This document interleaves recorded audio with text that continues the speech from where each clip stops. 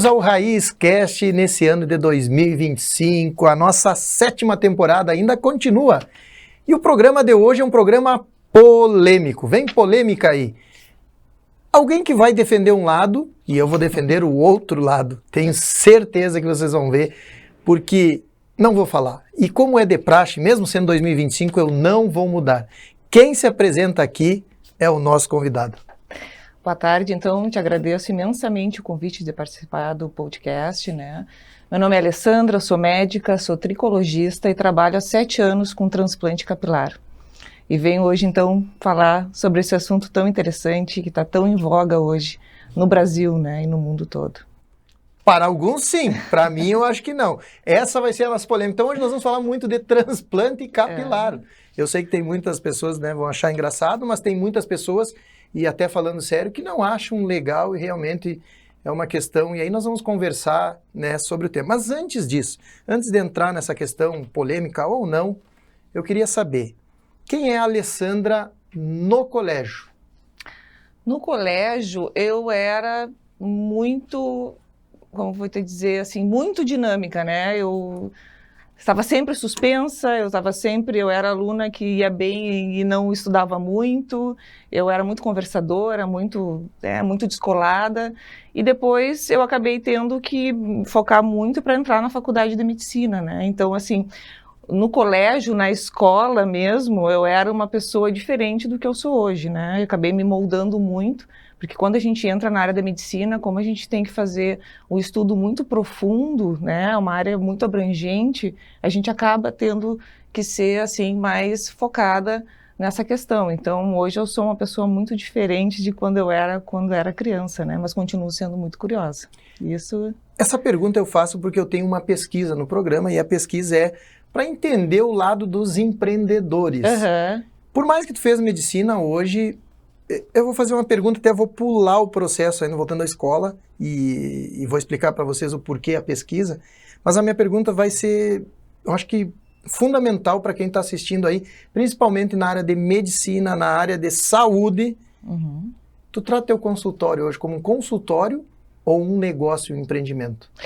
Hoje como um negócio, um empreendimento, tá? Mas antes dele ser um negócio, um empreendimento, eu tenho que ser médica, e eu tenho que praticar a medicina. Então, isso é muito importante. O que eu vejo hoje é as pessoas começam pelo fim. Tem muito médico, né, e não querendo criticar ninguém de forma direta, que já começa como empreendedor, mas esquece muito a parte técnica.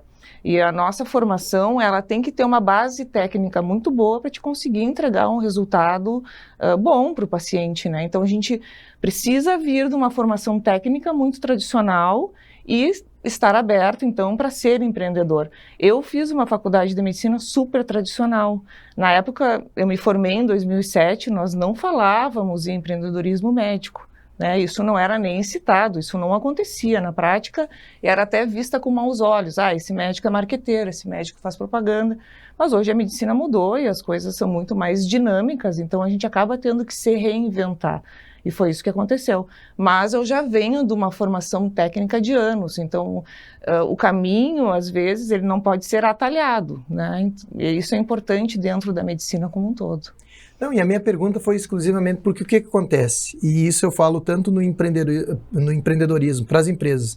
As empresas que não estão preparadas para essa 4ª evolução agora, que estar no mundo digital, preparada com a inteligência artificial, ela vai estar fora. Vão ser empresas quase insignificantes no mercado, vai ser aquele cara que vai trabalhar, não vai ver resultado, vai sempre dizer, poxa, não está fechando meu caixa, eu não estou conseguindo ter lucratividade. Então isso é uma evolução.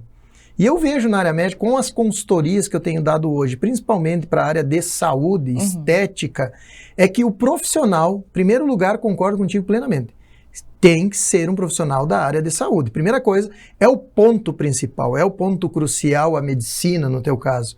Mas se tu não fizer uma gestão empreendedora do teu consultório, tu vai estar fora. Porque antigamente, eu não sei se tu concorda comigo, principalmente em cidades menores, o médico, era raro ter um médico, nossa, ele nem precisava atender, ele podia, e até tem as fases que aquele médico atendia mal, bruto, corria do consultório, fazia qualquer coisa, mas ele sempre tinha as pessoas precisando. Hoje a formação de médico, eu não sei quantos mil formam-se, e há uma formação, né, contínua e tem uma disputa no mercado, vamos dizer assim. Sim. E se tu não profissionalizar, se tu não tiver, eu mesmo teve um consultório médico que nós fomos uma vez, pô, nem um cafezinho servido, não tinha uma água, não tinha nada. Parece que eu fiquei enclausurado naquela salinha ali. Eu disse, eu não volto mais aqui, procuro o outro aqui, eu não volto mais. E é isso que eu sinto hoje nas consultorias. Por isso que foi a minha pergunta, justamente, se tu tem essa visão de... Perfeito, é isso que eu reitero contigo, assim, eu tive que me reinventar, entende? Eu não fui formada para isso, eu não fui treinada para isso. Eu fui treinada para fazer a parte assistencial da medicina. Então, nós hoje temos que mudar até a maneira de se expressar, a maneira de se postar em frente ao paciente, porque há uma exigência dessa qualificação do atendimento, né? Então, isso mudou muito, assim, dos últimos anos. Quando eu comecei, agora falando mais especificamente com o transplante capilar, a minha preocupação sempre foi o quê? Formar a equipe, fazer treinamento, comprar equipamento, comprar máquina, comprar punch e tal e tal. E nos últimos anos, hoje, claro, daí você tem aquela expertise da parte prática e aí começa exatamente essa dificuldade. Daí tu tem que entrar nessa seara do empreendedorismo, né? E aí tu começa a trabalhar com marketing, com atendimento, com conversão, se a atendente é educada, se a atendente dá as informações, porque ela é a porta de entrada hoje. A maioria das pessoas que chegam para mim não é o paciente que telefona para agendar consulta com a doutora. É o paciente que vem do Instagram, é o paciente que vem do Google, é o paciente que vem pelo site, entra via WhatsApp, entra via Instagram.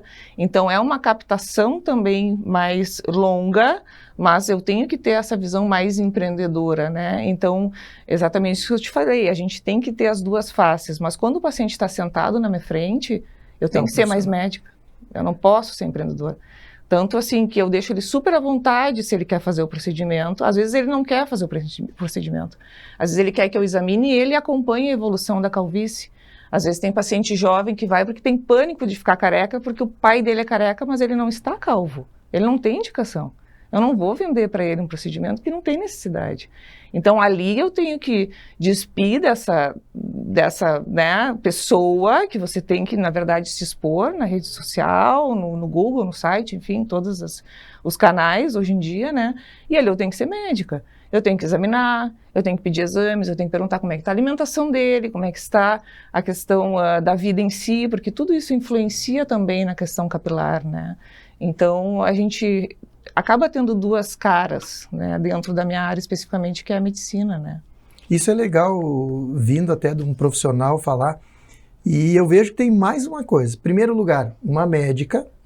Segundo lugar, se transformou numa empreendedora. E terceiro lugar, está no mundo digital. Sim. Então isso mostra para quem é empreendedor, e agora eu vou falar para o empreendedor, se tu não te qualificar, tu não tiver esse processo, vocês vejam, uma médica que geralmente o método, o modo raiz meu de falar o programa é isso aí. Sim. Geralmente as pessoas dizem, fez médico, tá com dinheiro, tá rico. Não, então a mentalidade das pessoas é essa, formou em medicina, tá rico. Não, precisa qualificação, precisa atuar como um empreendedor, saber fazer negócio e precisa estar no mundo virtual, como tu mesmo disse, a maioria provavelmente dos teus clientes, então, vem através dessa captação do mundo virtual, que é o futuro para tudo. É óbvio que a minha conversão é quase 100% se o paciente está na minha frente, porque ele precisa me ver. É muito difícil porque eu não vendo produto, eu vendo serviço. Então, e a medicina, o paciente ele tem muitas dúvidas, ele tem muitos medos, né? Então, mesmo quando eu faço a consulta online, também a conversão é muito maior do que a atendente. Mas muitas vezes eu acho que o paciente não precisa do procedimento. E eu vou dizer isso para ele, não, vamos acompanhando, mas ele fica comigo, às vezes, anos, até o momento que a gente vai fazer o procedimento. Então, isso é muito legal. Então, assim, ser empreendedora na minha área, ela é muito mais para mim difundir o trabalho, a técnica, e as pessoas terem um conhecimento global do assunto, do que necessariamente converter em procedimento, né? Claro que isso aumenta o faturamento da minha empresa, eu tenho gastos fixos altos para manter toda a roda girando, mas eu também tenho uma pessoa, né? Então não tem como a gente vender massivamente esse tipo de procedimento.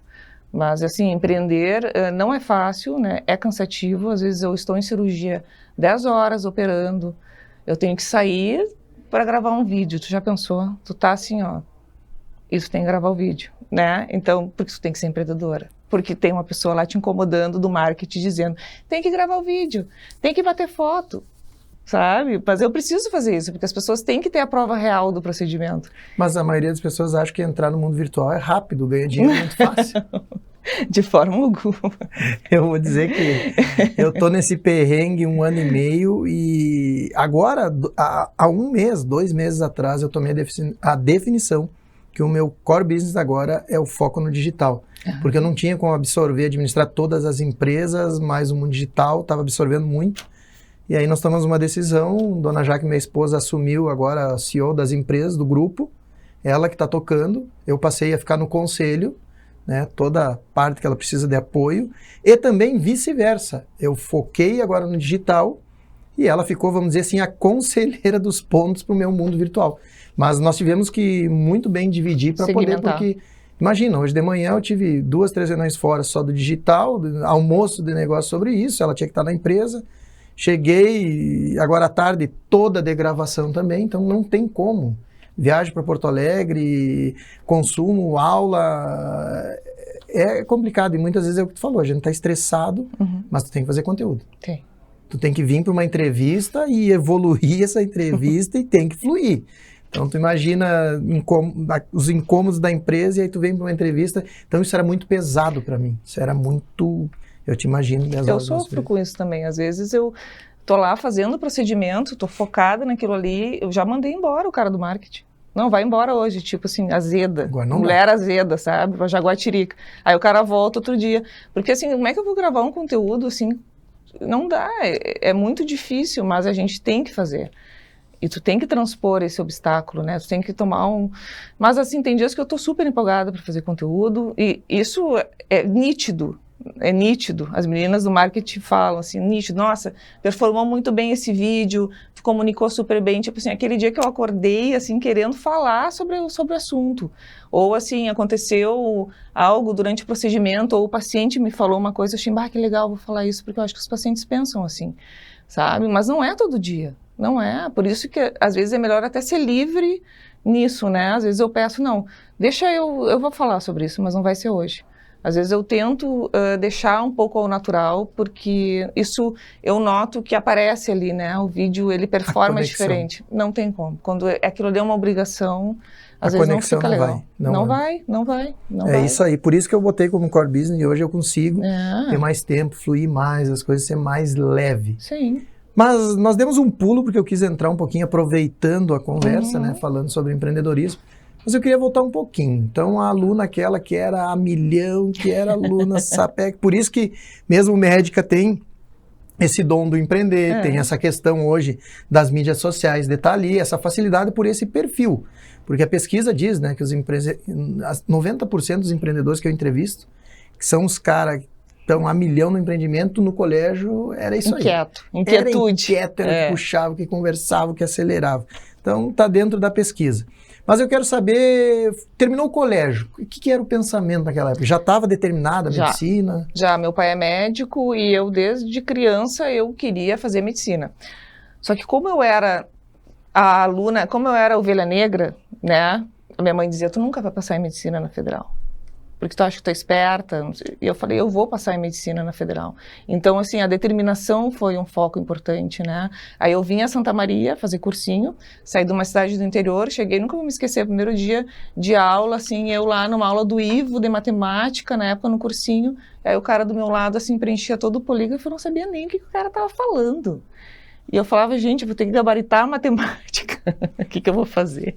Aí eu chamei ele e falei, Ivo, tu me dá aula particular de 1º grau, porque eu não sei dividir com vírgula. E aí eu ia toda tarde lá fazer aula particular. Então, claro, eu tive que pular um obstáculo muito maior, porque eu achava que eu ia conseguir. E não foi assim. Aí eu passei na Federal, fiz faculdade de medicina aqui em Santa Maria, né? Fui para Porto Alegre e depois comecei então fiz a pós-graduação em tricologia em São Paulo, no Instituto Superior de Medicina. Aí específico da tricologia, que estuda as doenças do couro cabeludo, né? Vamos um pouquinho mais devagar, porque eu já me confundi, eu acho que quem está vendo também confundiu. Vamos lá. Primeiro lugar, natural da onde? Eu não Uruguaiana. De Uruguaiana. Teu pai é médico em Uruguaiana. Era, né? Já é falecido. Já é falecido. Ok.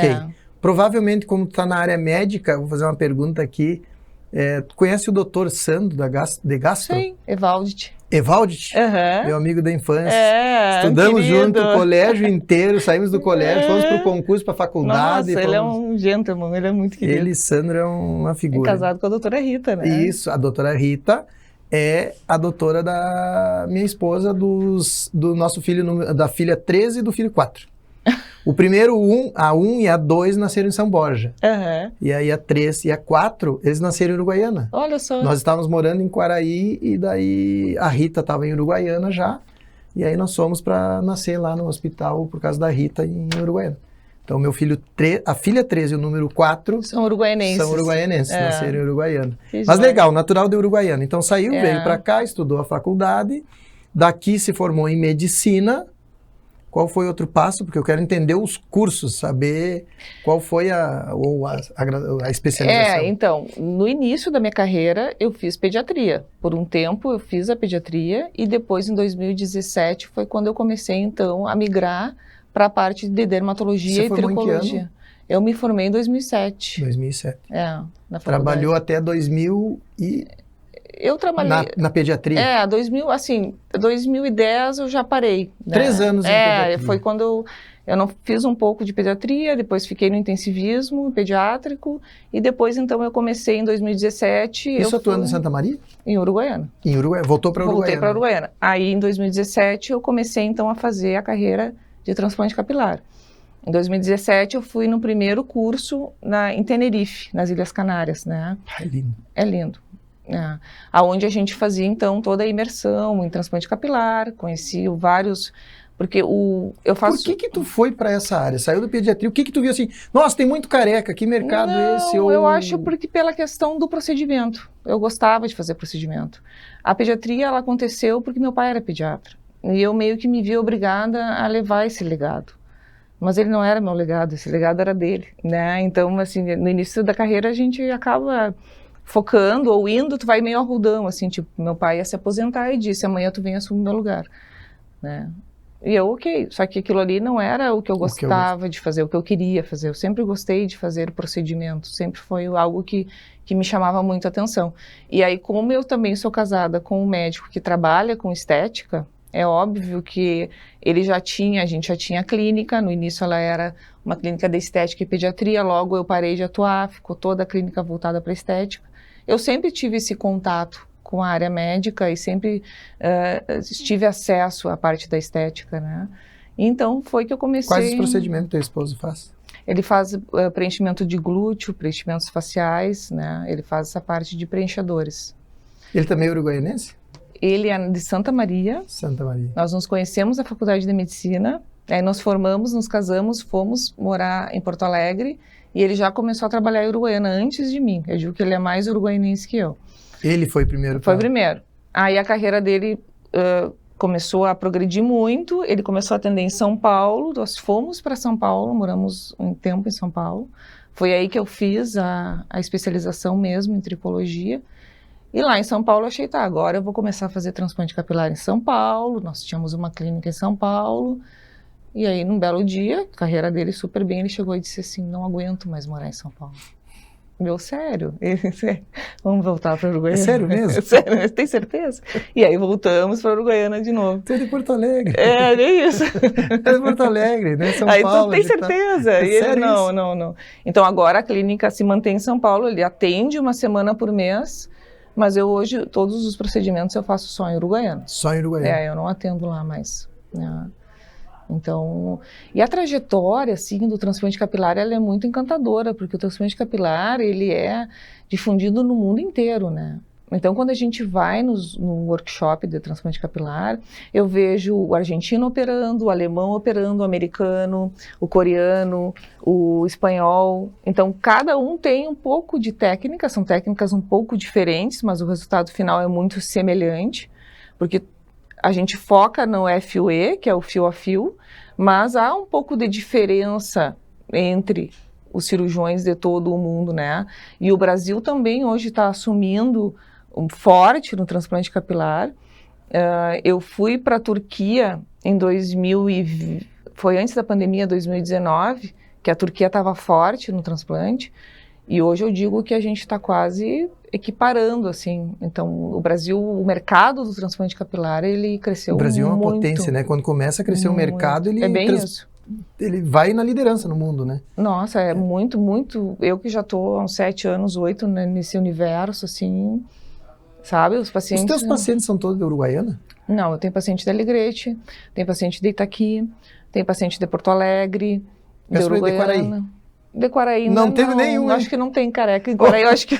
Os de Quaraí saíram de Quaraí. Acho que tinha poucos.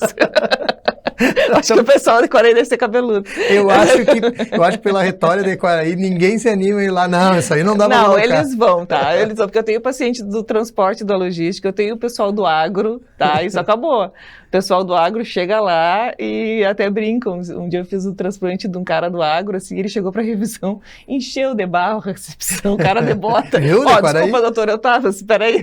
De Quaraí? Esse é o perfil. Chegou, conhece o doutor Ricardo lá de Quaraí? Não doutor Eu ia dizer, o doutor Ricardo lá, ele já deve estar careca aqui, quando sair de lá ele está um pouquinho, com certeza. Mas os médicos estão vindo também, né? Eu acho que hoje em dia, assim, os primeiros transplantes que eu fazia, o paciente se escondia, né? Agora eles andam na rua, ficam, assim, bem tranquilo, assim, antes eram um pouco... Para quem está imaginando, eu acho que eu vou fazer o seguinte, eu vou entrar nas perguntas que tem ali, porque depois, baseado nas perguntas que tem, eu vou, dentro da minha curiosidade, que deve ser a curiosidade de quem está nos ouvindo aí, ou assistindo, né? E aí nós vamos entrar nisso. Eu vou começar pelas perguntas, então, para nós modelar.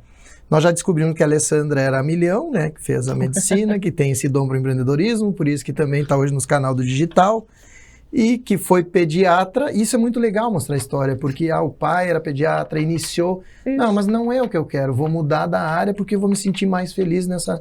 Sabe que ontem até minha esposa fez uma postagem e eu postei ela hoje, que ela fala sobre isso, e não só sobre a carreira ou fazer o que não gosta, detalhe. Ela fala também que ela achava que as pessoas olham para ela e dizem assim, nossa, uma mulher bonita, uma mulher no flor da idade, com uma família, 4 filhos, empreendedora glamurosa ou coisa assim, mas que dentro, se a gente não está tão tranquila, que a gente acha que é forte, que não vai acontecer. E ela foi muito forte em colocar e expor isso, que ela passou por um momento agora há pouco, que com tanta coisa que ela carregou, porque 4 filhos não é fácil, o marido incomodando, 4 empresas, e ela colocou ela exposta para as mulheres. Até ela fez uma da unha, ela disse, sabe o que é essa unha grande, que significa?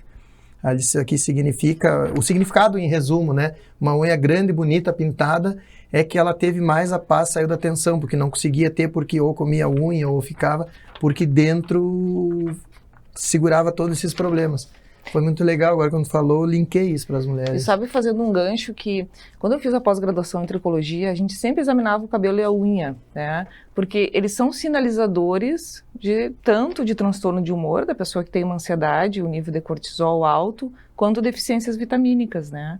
Ou algumas doenças, né? E isso causa... Por exemplo, você tem um evento, vamos supor que você teve um óbito na família, certo? Daí aquilo ali te gerou um estado de dor profunda, ou um estresse, a empresa está falindo. 3 meses depois começa a unha ficar curvadiça e o cabelo cair. A medicina oriental fala que o cabelo e a unha, eles são sinalizadores de doenças que vão aparecer. Porque o corpo entende que o cabelo e a unha não são imprescindíveis. Que eles são elementos que o corpo não precisa daquilo. Então, eles são o primeiro a sofrer com alguma agressão ao corpo, né? Então, isso da unha tem muito sentido. Certamente ela deve ter perdido cabelo, ou certamente o cabelo caiu um monte, né, e começou a crescer de novo. Então, assim, é bem interessante isso. E hoje, quando a gente fala da mulher empreendedora, eu também tenho 2 filhos, né? Eu tenho a clínica para fazer a gestão da clínica, eu tenho o paciente... E tem a questão do procedimento ser muito longo. Então, eu fico muito tempo, porque assim, eu faço todas as etapas. E eu gosto de estar ali. Aliás, eu gosto mais de estar operando do que estar gravando, né? Isso é um fator. Eu gosto de estar com o paciente na mesa, né, durante o procedimento. Então, mas isso te sobrecarrega muito. E o corpo responde. E aparece. E ela fala, inclusive, porque o comer, né, a sensação da unha também, toda essa... Isso. Mas é muito legal isso, porque a gente pensa, mas eu linkei isso a fazer esses 3 anos, porque geralmente é um problema, né, que a família exige, o que quer, e aí, na verdade, a grande decisão é de fazer o que realmente tu gosta. Por isso eu tenho muito cuidado com meus filhos hoje, em qual orientação, para não dizer, é o que o pai, né, E não pode, talvez seja uma frustração minha, não fiz isso, mas quero que meu filho seja. Isso tem que ter muito cuidado, que é isso que é o grande problema, que eu vejo os pais muito forçando os filhos a fazer. E hoje, se a gente olhar o grande problema de formação, a Maria faz uma formação primeiro, porque diz que tem um nível superior. A família quer que tenha um nível superior. Aí você forma em qualquer coisa, só para dizer que tem um nível superior, e na maioria, 80% não trabalha na área que você formou. Ou se não, faz uma profissão onde realmente era porque os pais... Mas muito legal que tu falou, isso vai uma mensagem para as pessoas, que hoje tu te sente feliz, inclusive, com essa transformação. Mas tu tem que ter coragem, né? Primeiro tu tem que saber o que tu não quer. Depois tu decide o que tu quer. Eu acho que é muito consciente. Vamos começar do início. Eu acho que essa é uma boa dica para vocês que estão nos vendo e ouvindo. Porque todo mundo fica na dúvida. O que eu quero? Não. Qual é o meu core business? O segredo é o que eu não quero. O que eu não quero para mim? Boa, então ficou a dica para vocês aí. Vamos iniciar então com as perguntas aqui. Você começou sua carreira na medicina com o tempo, se especializou em tricologia e transplante capilar. O que motivou essa transição para uma área tão especializada dentro da estética? Tu estava nos comentando isso. Exato. Na verdade, assim, o transplante capilar, ele dá resultado. Porque quando tu fala em estética, né, não querendo entrar na seara de toda a cosmetologia e de hoje de tratamentos que aparecem, o transplante capilar, ele é o tratamento definitivo para a calvície. Então, eu não consigo, como é que eu vou te dizer, te dar o que eu não acho, que eu não tenho certeza se vai funcionar. Então, se tu me perguntar por que o transplante capilar, hoje eu poderia fazer diversos tratamentos dentro da tricologia. E eu, desde o início, eu optei por fazer algo bem específico. Exatamente porque eu acredito que aquilo vai ter um bom resultado. Então, assim, vender o transplante, ok, mas e o resultado? E a expectativa da pessoa? Tu ficar várias vezes vendendo vários tratamentos que o resultado é muito variável, não é legal, não me sinto confortável. Então, assim, migrar para o transplante foi porque, para mim, era o que dava resultado, era o que o paciente ia conseguir chegar onde ele queria, né? Que legal, com resultado rápido, né? Consegue observar mesmo ali com... e é definitivo o tratamento, né? Então, tipo assim, eu sei que eu estou vendendo... Então, se eu implantei cabelo, não tem mais problema. Exatamente, porque eu tiro o cabelo de uma área onde não tem o receptor de testosterona. As pessoas não são calvas na nuca e nem aqui e aqui. É verdade, porque o pessoal brinca comigo que teve uma vez uma pessoa que falou, meu marido foi lá na La Máfia, onde eu corto cabelo. Toda semana eu vou lá para o cabelo. Aí ele falou, mas aquele careca é um personagem, porque ele tem cheio de cabelo aqui atrás. E realmente, aqui atrás eu cheio de cabelo. Exatamente. Esse cabelo, ele não tem o receptor de testosterona. Essa região da ferradura, que a gente chama, existe o receptor da testosterona, onde você geneticamente é determinado a ser careca. Então, o cabelo que está na ferradura, se você não usa a medicação para bloquear o receptor de testosterona, ele pode cair. Mas o cabelo transplantado, não, porque ele não vem com o receptor de testosterona. Então, muitas vezes eu faço o transplante, por exemplo, o paciente tem uma coroa. Aí eu faço o exame físico. A coroa que tu fala é aquela aqui na cabeça, no coco da cabeça tá, né? Tá abrindo, ok, certo? Ele é super cabeludo, tá abrindo a coroa, tá?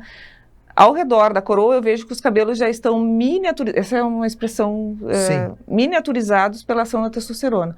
O cabelo que eu implantar, ele não vai cair, mas o cabelo na periferia pode cair, porque o cabelo natural dele é determinado geneticamente a cair, entende? Então, o ideal, o mundo ideal, que nem todos os pacientes topam, é você fazer o implante, ou transplante, tanto faz o nome, é fazer e usar a medicação. Porque aí não corre perigo do seu cabelo original cair, exatamente. Tá, deixa eu entender, assim, a grosso modo, assim, raiz, até para quem tá também lá.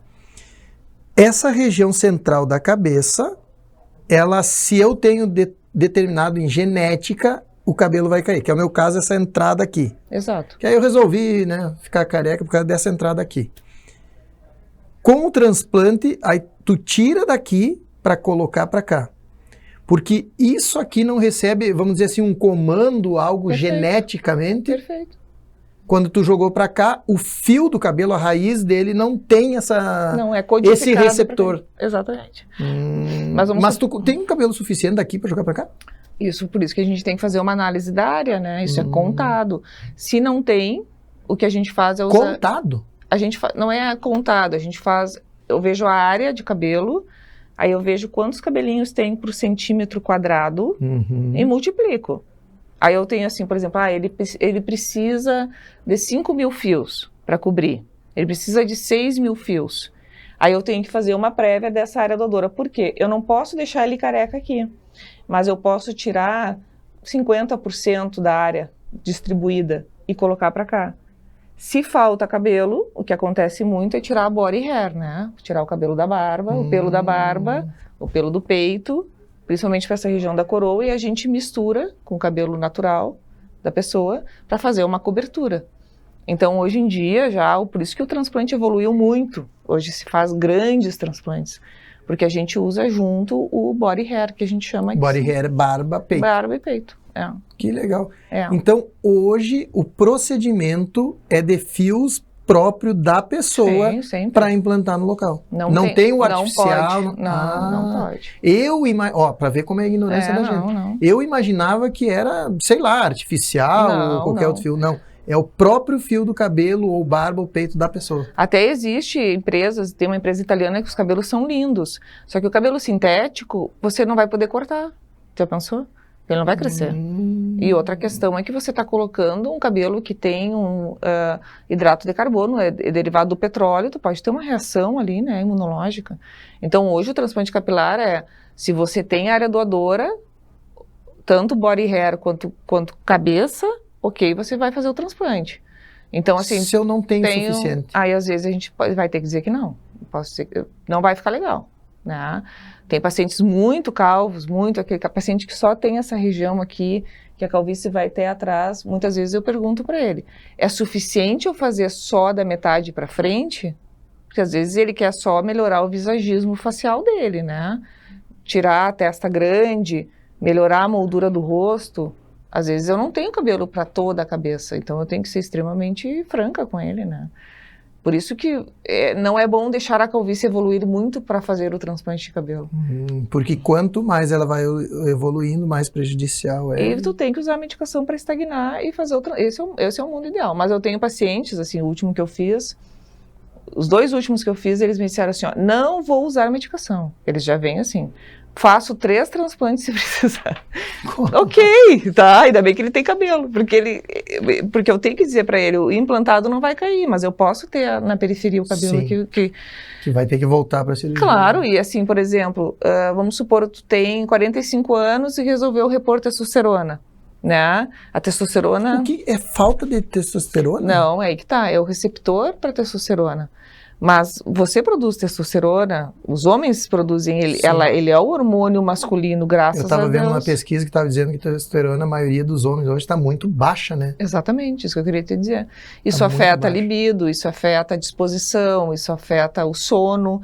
Eu tenho muitos pacientes que daí você entra no pacote global da mudança de lifestyle, né? Ele quer fazer o transplante, daí ele está fazendo reposição nutricional, está usando o testo, quer emagrecer, está indo na academia. Ótimo. Pode fazer reposição de testosterona? Pode, mas eu preciso controlar o nível da testo dele, controlar o nível do DHT, que é o receptor da testosterona, para não deixar que o uso da testosterona avance a calvície dele. O que é o receptor da testosterona? O receptor é o que você tem nessa região aqui. Se eu uso muita testo, por isso que muitos homens mais fortões, eles são mais calvos, né? Porque a testo, e até a mulher que usa muita testo, às vezes ela tem um cabelo mais fino. Qual é o nível médio de testosterona do homem hoje?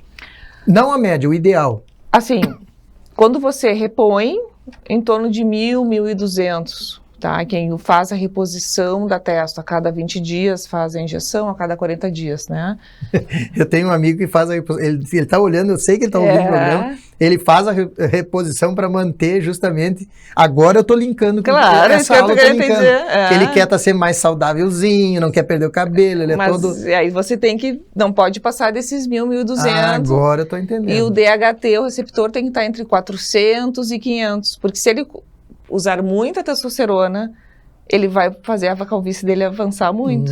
Sabe que até no último Então, exame eu tem achei que- muito engraçado que ele falou que estava dando 1.600, 1.800 Aí ele até. vai progredir muito a calvície dele. E aí vem uma pergunta, qual é a média ideal, vamos dizer, ideal para o homem, ideal hoje? Qual a média de testosterona? É 800 e pouco, não é isso aí? Eu vou entrar numa seara que não é minha, né? Eu não faço esses acompanhamentos, geralmente eu tenho médicos da medicina integrativa ou da medicina do esporte que acompanham comigo, né? Mas geralmente, assim, entre 800 e o paciente já começa a ter uns bons resultados da testosterona, né? É, o que eu ouvi. E só que diz que hoje a maioria do homem, principalmente na jovem, se eu não me engano, não estou falando bobagem aqui, é em 300. E olha lá, menos se chega de a 400. 400. Então, olha, eu tenho pacientes realmente... jovens que em 460. Aí, como é uma opção de vida, né? Eu não fico dizendo para ele repor testo daqui a pouco. Ele não tem. Eu acho que isso que está dando mais a fragilidade também do homem nessa juventude. Sabe que eu vou dizer uma coisa que eu vi num especialista? Ele está faturando, se eu fosse ver o produto dele, eu não imaginava o quanto esse cara... Não, tu não vai vender. Ele vende um produto para ejaculação precoce e para problemas né, que o homem não vai confessar que tem, mas justamente, o que eles identificaram? Por causa justamente da nova geração, testosterona baixa e acesso muito jovem à pornografia. Eles descobriram isso na pesquisa de todos esses clientes, ele fatura milhões vendendo esse produto, tá, para ajudar justamente esse público, e ele identificou, porque se nós analisarmos, na minha época, para mim, ver com 12 anos, 14 anos, impossível. E já nos 15, para a gente olhar, era uma revista escondida debaixo do colchão, que os pais não viam, ninguém sabia. Ou, no máximo, o pessoal sempre lembra, a maior da antiga fala, o tempo das locadoras, que tinha a área dos filmes, né, os filmes pornô, que tu mal podia espiar, olhava as capas, ficava bem faceiro enxergando. Só que a juventude de hoje, ela tem acesso muito cedo, e isso está prejudicando. E o que acontece? Tanta pornografia que na cabeça deles, eles veem os atores, toda essa magia que acontece no mundo pornográfico, e eles botam no relacionamento deles o problema. E aí ele diz que a maioria, assim, 70%, 80% do que consome o produto é por causa disso aí. Um grande problema. Na menina, como a gente tem a primeira menstruação como um marco, a gente vê isso, a menina que é estimulada sexualmente muito precoce, ela menstrua antes. A menina que Antigamente eu acho que era 16 Exatamente. anos, né? Na Hoje menina, é 12 anos, isso 11. é mais. No menino, como é o aumento do testículo, que é o início da... A gente não... Isso é muito... Né? Você não fica examinando o testículo dos meninos. Então, talvez, realmente, a puberdade esteja vindo muito precocemente. Talvez, sim. Te confesso que eu nunca li isso de forma, assim, mais científica, mas faz sentido. Mas eu vejo pela realidade. Ele comprovando que ele fazia consultas, passou para o mundo virtual. Virtual as pessoas não precisam se identificar num contexto geral, ninguém sabe. E ali ele identificou que o grande problema está nisso aí, puberdade muito cedo dessa juventude. Pode ser. Mas aí está nesse detalhe. Mas vamos voltar para os cabelos. Então quer dizer que eu vou ser quase que matéria única e escassa daqui no futuro? Não vai ter mais careca agora, porque todo mundo vai poder implantar? Não, assim, eu acho que tu é bem resolvido com isso, pelo menos aparentemente. Eu inverti, entendi, mas eu te digo, tem pacientes que têm pânico. E também tem a maioria, eu vejo as pessoas dizem, não quero ficar careca. Graças a Deus que tenho o que fazer pela pessoa, né? Mas assim também como eu tenho pacientes mais, com idade mais avançada, que a vida inteira foram calvos e que hoje em dia não querem mais ser. Quer mudar. E quer mudar, né?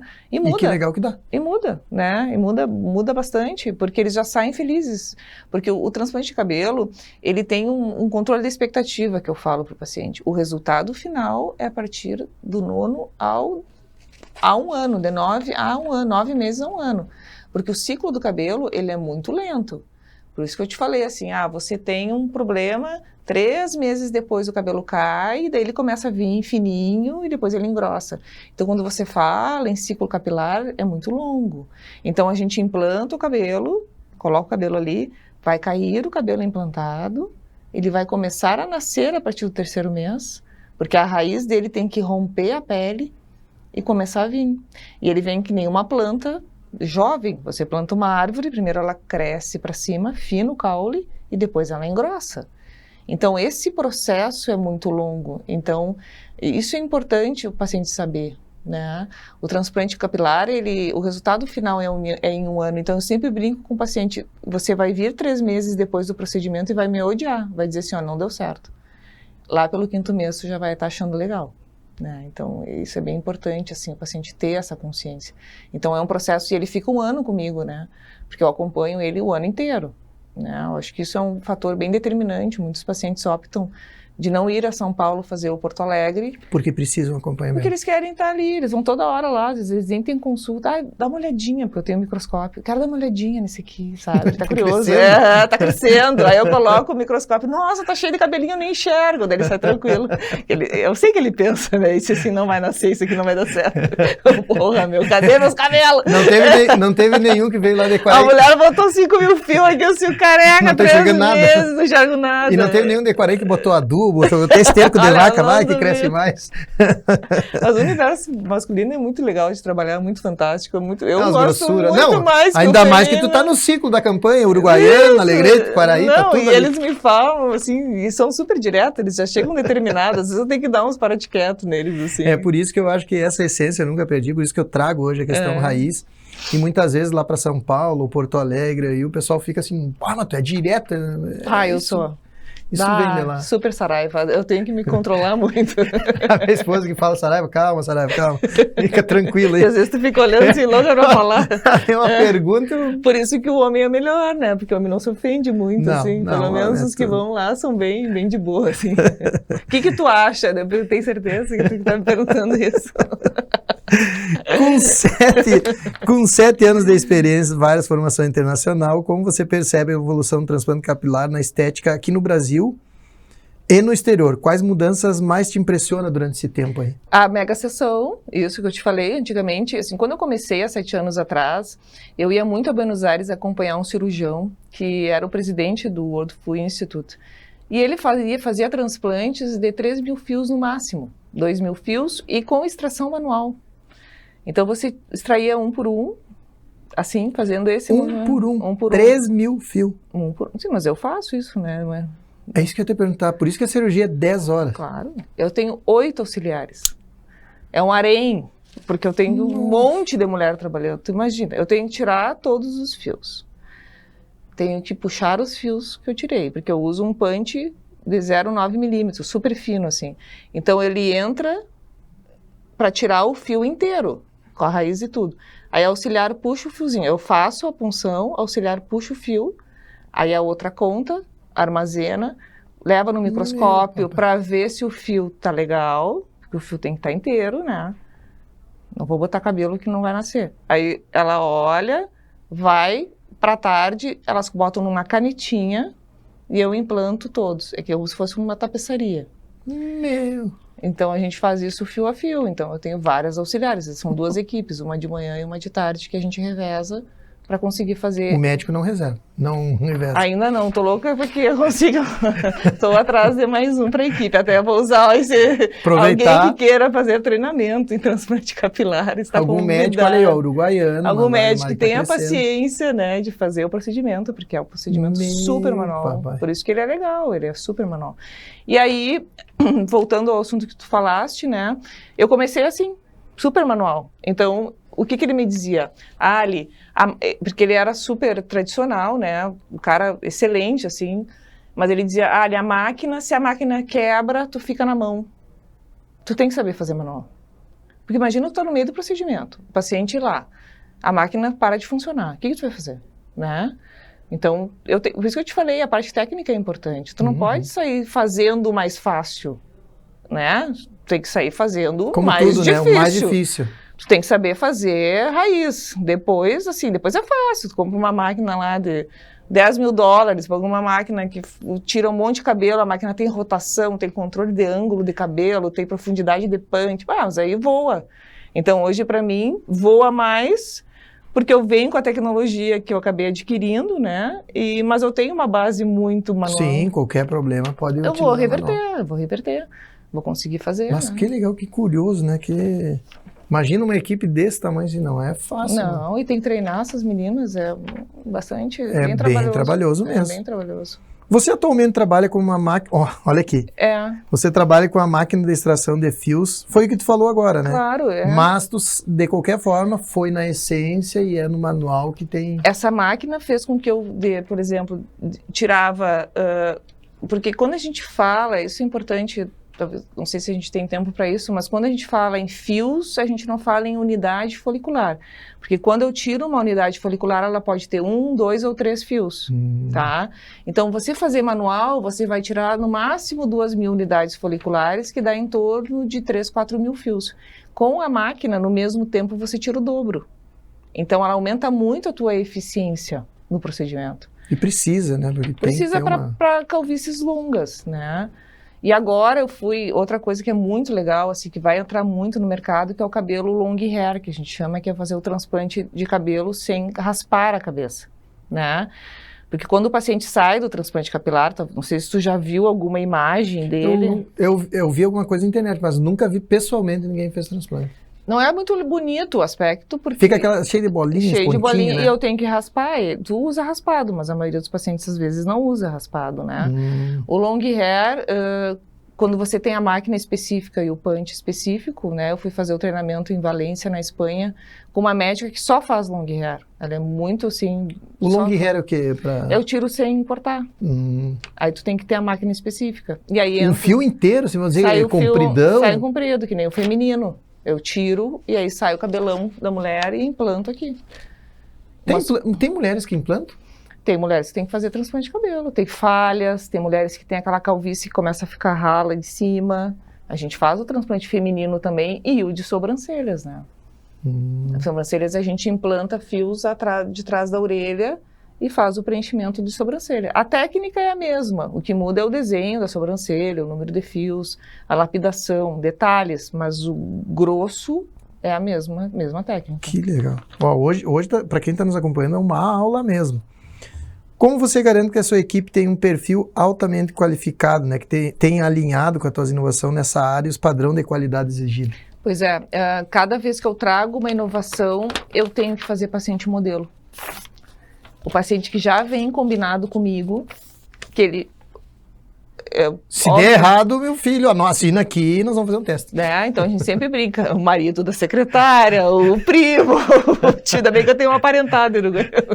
Quem quer deixar de ser careca? Eu comprei uma máquina, preciso treinar a equipe, vamos mudar o punch, preciso do modelo. Aí às vezes aparecem uns corajosos lá.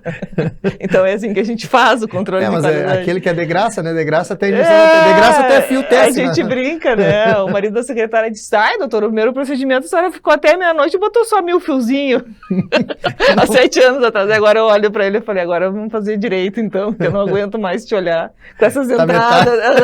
Aí eu não vou olhar, mas o cara me incomoda todo dia aquela entrada, eu vou ter que dar jeito no meu modelo.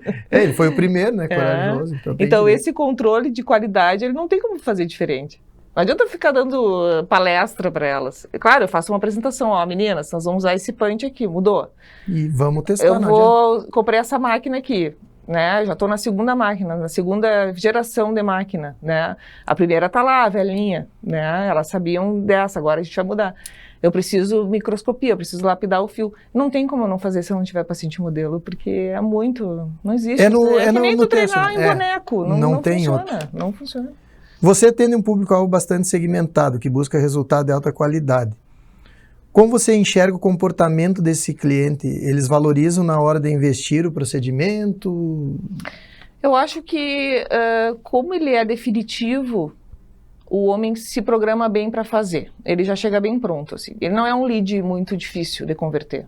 Ele é difícil de chegar. Às vezes ele fica Mas se chegou é porque ele quer. Ele fica um ano, às vezes, me cozinhando. Ou ele vê o amigo e fica esperando para ver se vai dar certo. Né? O homem é um ser mais... Aí tem que esperar 9 a 1 ano. A mulher... Na mesa 1 ano. É isso que acontece. Né? A mulher já é um ser mais fácil de convencer. Né? E também, se você vai lá, bota glúteo, bota mama, tu vê na hora, nossa, ficou lindo, quero fazer. O homem não, né? A gente tem que esperar 1 ano. Então, ele é um lead, um paciente mais qualificado. Ele já chega assim para mim. O investimento dele, o que mudou muito foi a forma que a gente faz de pagamento. Hoje em dia, a gente já tem, como a clínica tem muito volume, você já tem capital suficiente para parcelar, sabe? para dar muitas condições para o paciente. Então, assim, o preço não é o principal fator limitante. O fator limitante é ter cabelo. Realmente, O suficiente para hoje implantar. realmente é fazer o teste, né? Se dá para fazer a implantação. Porque, Legal. assim, pagar tem como hoje em dia, porque a gente consegue parcelar, não é algo que precisa ir lá e pagar o procedimento, né? Isso só o volume que a empresa consegue, né? Óbvio. Que legal. A outra pergunta era sobre, né, o desafio do empreendedor, mas eu abri no começo do programa. Quem não viu, volta lá para entender. Nós falamos sobre, além de ser médica, a clínica é um empreendimento. Já conversamos sobre isso. Quais são os próximos objetivos para o seu desenvolvimento profissional, para o crescimento da tua clínica? Existe alguma inovação e tendência que está no planejamento de adotar? Acho que a sobrancelha. A sobrancelha é uma seara muito interessante, que eu quero muito investir. Eu ainda faço muito, meu volume maior é o FUE, é o homem calvo, né? Mas a mulher hoje, com o excesso de pigmentação de sobrancelha, está tendo muita mulher que não quer mais ter a sobrancelha pigmentada, né? E hoje o transplante de sobrancelha, ele está aparecendo muito. E ele tem um resultado muito bonito. Então, eu acho que para agora, 2025, eu vou apostar muito no crescimento do transplante de sobrancelha. Que legal. Antes de nós entrar aqui, tem mais uma pergunta, a nossa entrada para a linha final. Eu queria te dar um presente. Primeiro, te perguntar, conhece a vinícola Domus Meia ou não? Não, não conheço. Você já veio no Recanto do Maestro aqui, aproveitar a região também? A vinícola fica no Recanto do Maestro, Domus Meia. Que interessante. Vou te dar um brute. Essa semana passada... Muito obrigada, muito obrigada pelo regalo.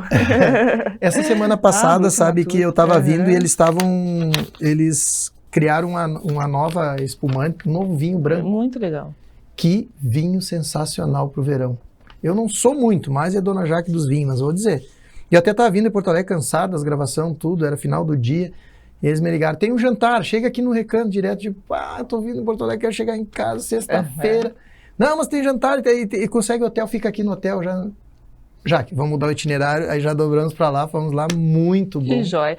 Como o Rio Grande do Sul vem forte, né, com os espumantes, né, eu acho que a gente, e também no mercado, eu moro na fronteira, né, a gente acaba consumindo muito vinho argentino, né, mas eu te confesso que a gente está empatando ali, viu?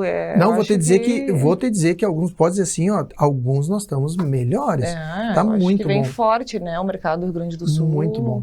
Muito obrigada, vai ser muito bem apreciado num momento especial. E também levar essa caneca para fazer o desafio, tu vai dizer o desafio dos teus clientes e lembrar que do outro lado, eu sempre gosto dessa frase, né, onde a essência é raiz e a conversa é de verdade. Mas eu gosto que lembre disso aqui, vai ser um desafio para estar lá na clínica, lá essa imagem na clínica, contraponto dos clientes. Não, eu acho fantástico, assim, não só assumir isso, mas usar isso como mote, né, da careca. Como eu te digo... Pode até usar como propaganda. Vocês vejam, isso aqui é o último dos moicanos, o último dos carecas, porque não precisa mais estar nessa situação aqui, pagar esse mico de outdoor, boné, você não precisa mais. Não precisa mais, tem solução. Tem solução. Que joia. Mas é isso aí. A pergunta agora é o seguinte, a caneca, na verdade, é um presente da Estilos Presentes, né? Então, a Estilo, ela tem, sempre digo, uma baita parceira nossa, tudo que precisa hoje para te entregar, qualquer coisa que tu quer de presente para o teu cliente, a Estilos tem lá e é o nosso parceiro, eles que mandam a caneca aí para E o acabamento é bonito, né? Porque às vezes eles fazem... Vê que qualidade da... Para quem está ouvindo, talvez interessado em seguir uma carreira semelhante ou investir no campo de transplante, e agora eu vou até complementar, alguém que queira uma vaga, eu acho, de trabalho, um médico, né? Por favor. Conselho que você daria para se especializar nessa área? Treine muito, porque transplante capilar é treinamento, porque a gente tem que ter uma mão fina, muito foco, você tem que ficar o tempo inteiro, né, coletando, implantando. Então, assim, ele é um treinamento manual e tem que fazer milhares e diversas vezes até conseguir fazer com qualidade e com a velocidade suficiente que o transplante exige, né? Tem que gostar de trabalhar, não pode ter preguiça de fazer, porque você fica 10 horas em cima, já fiquei 12 horas, então tem que ser uma pessoa que goste de fazer o procedimento. Eu acho que a palavra é paciência. Também. Acho que o principal é paciência. Porque fio a fio, nossa senhora. Olhando todo o fio que sai, tem que revisar o fio. Mas o resultado é muito legal, né? Então a gente tem que ter esse controle de qualidade, né? Como todo o universo da medicina estética, existe um mercado negro também do transplante capilar, de clínicas não médicas, né? E aí a gente vê assim extrações que destroem a área doadora do paciente, ou que coleta fio que não é de qualidade, o fio não cresce. Então, isso é importante, né? E paciência, óbvio, tem que gostar de fazer aquilo ali. É um trabalho extremamente manual. Já tentaram implantar o robô para coletar, mas até hoje não substituiu a mão, porque tem muita variável, né? A direção do fio. Se o paciente tem o cabelo crespo, se o paciente tem cabelo fino, cabelo grosso, cabelo... E a própria seleção, o ângulo, né? O encaixe. Tudo. E na hora que eu vou coletar, eu escolho, porque se é uma frente, uma hairline, eu preciso de cabelo fino. Se é uma coroa, eu preciso de cabelo mais grosso. Então, eu acabo já fazendo um controle de qualidade na hora da extração do fio, né? Que legal. Para o nosso fim, então, do nosso programa, chegando agora, eu queria que tu deixasse uma mensagem para quem está assistindo aí, para quem está nos ouvindo. Essa mensagem é o que a gente vai colocar um collab nosso e vai transpor aí o Rio Grande afora para as pessoas ouvirem, Brasil. Qual é a tua mensagem? Talvez profissional, talvez pessoal, para essa câmera ali, é toda tua. Eu acho que a mudança, ela sempre é necessária ao longo da vida. A gente tem que se reinventar. A parte estética também. Eu tenho muitos pacientes que vêm com essa vontade de mudança. Ela é possível, mas ela exige muita dedicação. Então, eu acho que mudar não é fácil, a gente tem que ter coragem para mudar, mas a gente tem que estar sempre aberto para fazer essa mudança. Eu acho que vamos fazer um gancho. Qual o maior gancho que tu chama a atenção das pessoas sobre falar da calvície? Só para fazer uma abertura aí. Qual o gancho? Qual é a maior dor que as pessoas quando vêm dizem assim? Qual o desafio que tu soltar a palavra, tu vai chamar a atenção das pessoas? Eu gostaria de ser como eu era, né? Então, eu sempre peço uma foto de como era o paciente quando ele tinha cabelo. E eu sempre procuro manter aquela imagem dele quando ele tinha cabelo. Eu tento seguir a imagem natural dele, porque ele começa a se ver diferente calvo. Ele se acostumou com a calvície, mas na verdade ele não queria ser assim, ele gostaria de ser como ele era quando ele tinha cabelo. Então eu sempre procuro manter a imagem dele, inicial. Eu não invento um novo desenho, eu não invento um novo visagismo, né? Então ele quer ser como ele era quando ele tinha cabelo. Isso aí. Tu acha que isso é um grande problema, para finalizar aqui? Acho que isso, tu vê na maioria das pessoas ser um problema para ela mesma, para si. Essa é a maior dor das pessoas por Sim, a calvície? A calvície. Muitos pacientes, eles, como é que eu vou te dizer, eles não se conformam com isso. E eu tenho casos de pacientes que evitam ir a eventos sociais devido à calvície, porque ele não pode tirar o boné.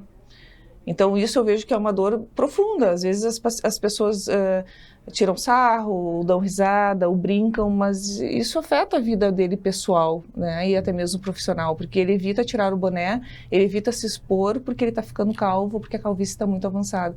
Então, trabalhar essa dor do paciente é um combustível, né, para trabalhar nessa área estética. Eu acho que isso é fundamental no momento que o paciente chega na tua frente, entender essa dor e saber que ele quer mudar, e saber que aquilo ali realmente incomoda ele, que não é uma brincadeira, ele não quer mais ser careca, ele não é feliz careca, né? É isso que eu sinto, assim. Carecas à parte, o careca aqui continua feliz, mas realmente nem todo mundo é igual, nem todo mundo pensa da mesma forma, e tem pessoas que vai precisar. E que bom que tem a solução para quem precisa crescer cabelo ou ter um cabelo de novo, né? Que legal, gostei muito, hoje foi uma aula. Também gostei de estar aqui. Consegui aprender bastante, espero que todos que estão nos assistindo, vendo aí, como todo o Raizcast, traga muito conhecimento para vocês. E eu encerro o nosso programa com aquela velha frase, fiquem com Deus.